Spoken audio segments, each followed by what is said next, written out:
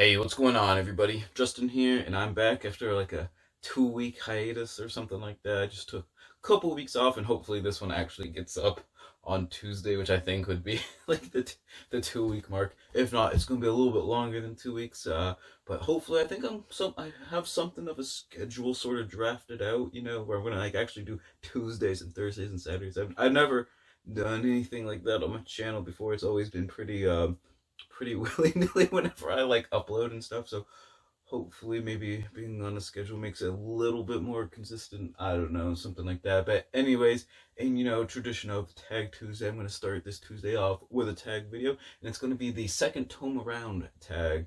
This was created by Julie over at Hungry Bookworm, and I encourage you to check out her channel. I've been subscribed to her for years now, and she's got really good content. So I'll leave her link down below. Definitely go check it out. And I really like this tag because it's all about used books for real, which is, as you will see, a lot of my library and whatever. So let's just go ahead and get started. All right, question number one is, do you buy secondhand books? Yes. I would say my whole library, even though you only get to see the nice books right here, my whole library is, I'd say, probably around 90% secondhand or used or stuff like that. I would say at least 85%, but I'd probably say closer to like 9 out of 10 are used or ex-library or secondhand of some sort or whatever. Very rarely do I buy new books. Very rarely, and then obviously sometimes I get gifts of new books and stuff. So I guess those would count as new as well. But for what I buy, yeah, it's the vast majority is definitely secondhand, for sure. All right, number two. What is your latest purchase? Purchase. Yes, my latest purchase. I bought a couple of nature books. I don't know, like a week ago or so. But I'll just show you two of them that I really are looking forward to. We got The Whale in Search of Giants of the Sea, and as you can see, it looks brand new. Basically, I think this was this one an ex? I don't even think this one was. Yes, it was an ex-library book, as you can see right there. But sometimes they have like that plastic stuff, and I just like take that off and everything. But this is just like I assume it's just like a big natural history of natural history of all the different like cetaceans and whale species. It just looks really cool. Obviously, if you follow my channel, you know I read a lot of nature books and stuff. So when I love the cover and just the natural history of whales. So went with that one. And one I'm a little even more excited for is when I saw this, I was like, I definitely have to get it. It's like this photograph information picture-ish book, and it's Allagash, Maine's Wild and Scenic River by Dean Bennett.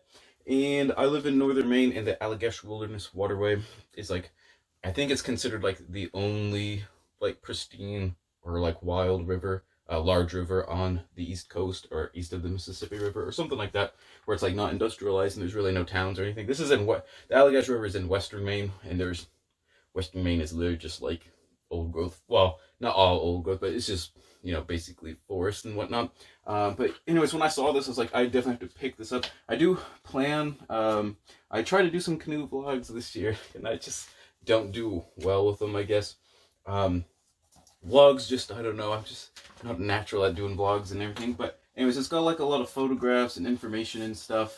As you can see, just really cool. I don't know. I do plan on doing a canoe trip on the Allagash. I might, if I feel confident enough, I might do a kind of a solo canoe trip over like maybe 2 or 3 days.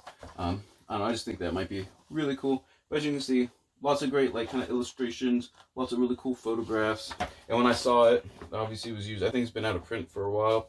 I was just like, yeah, I'm totally picking up a book on the Allagash River. I just thought that was really awesome. And as you can see, those two books, even though they're like secondhand, they're used after you like clean the stickers off or like kind of the plastic wrap and stuff like that. If it's like an ex-library book, they look pretty much in pristine condition as long as it's got the dust cover and stuff. So yeah, don't be afraid to buy used books if you're afraid of them not looking great or anything like that. Question number three.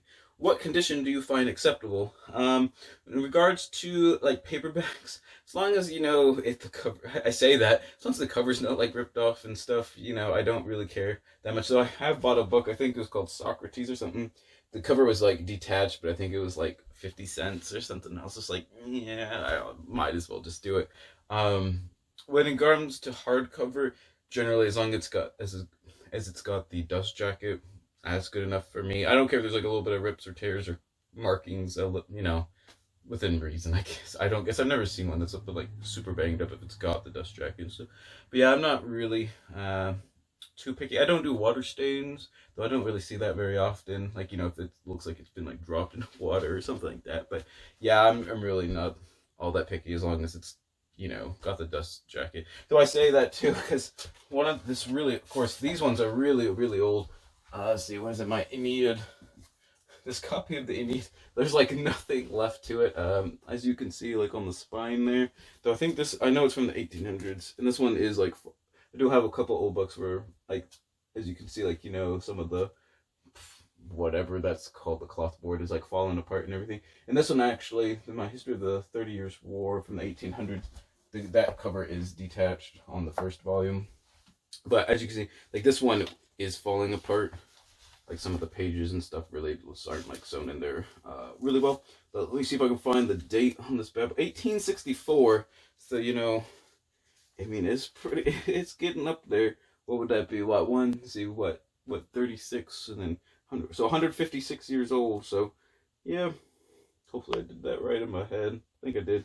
So 156 years old. So I can't really blame it for kind of falling apart and stuff.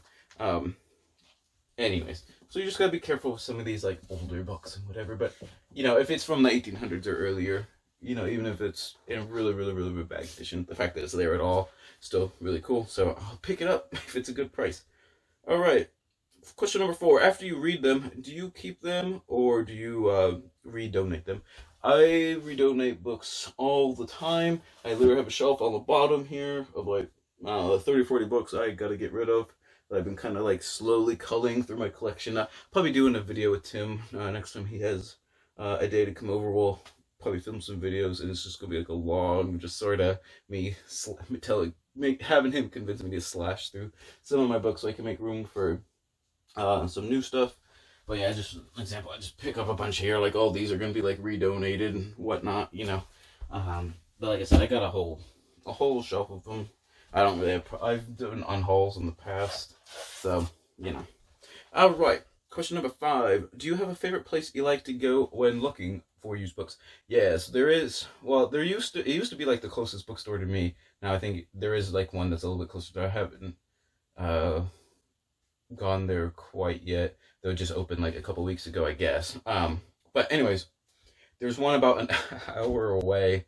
It's literally, that was the closest bookstore for a long, long time. And I'd say it's probably like 3/4 secondhand and about 1/4 new books. So a lot of the times, it's about the same ratio for like what I buy there. And it's just, there's literally like hundreds of thousands. I think there's like 200,000 titles or something, he said, something like that.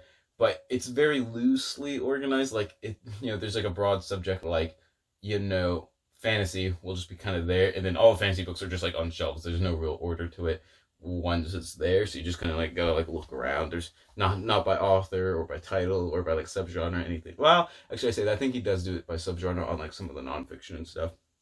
But like the history section is just all history books are just kind of vaguely like on like 3 different like little alcoves and stuff. So you just gotta like look around and whatever. So it is a lot of fun, but you're gonna be there for a long time, which isn't really that bad of a thing either. All right, question number 6: hardback or paperback? Do you have a preference? If it's the same price, like if it happens to be like the same title, if it's not much more, I probably will go for the hardcover. Every now and then there are books where like one or the other, the cover actually like looks better, and I'm vaguely a collector, so I will go for the one that has the better looking cover, I guess. But I mean, I guess there's not like a hard and fast rule, like I have to have hardbacks or paperbacks.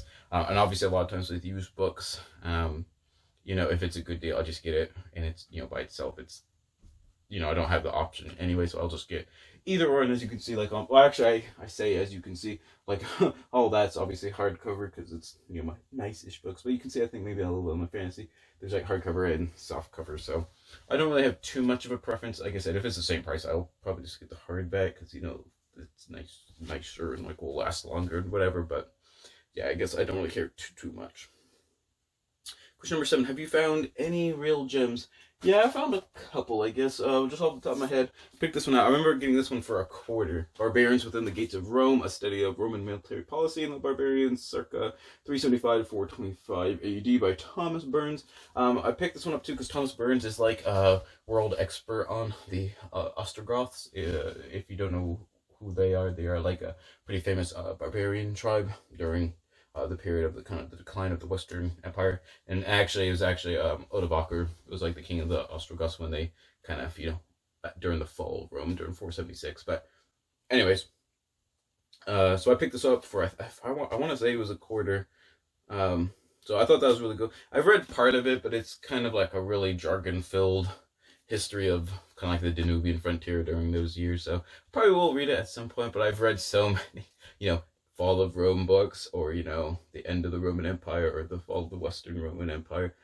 The barbarian invasions of the Roman Empire.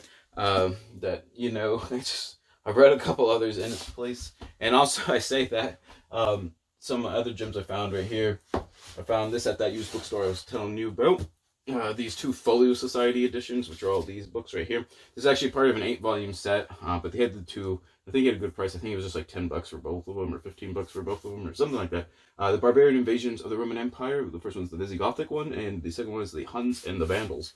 I think they're really cool, and each one has a unique cover and stuff, as you can see with the woodcuts.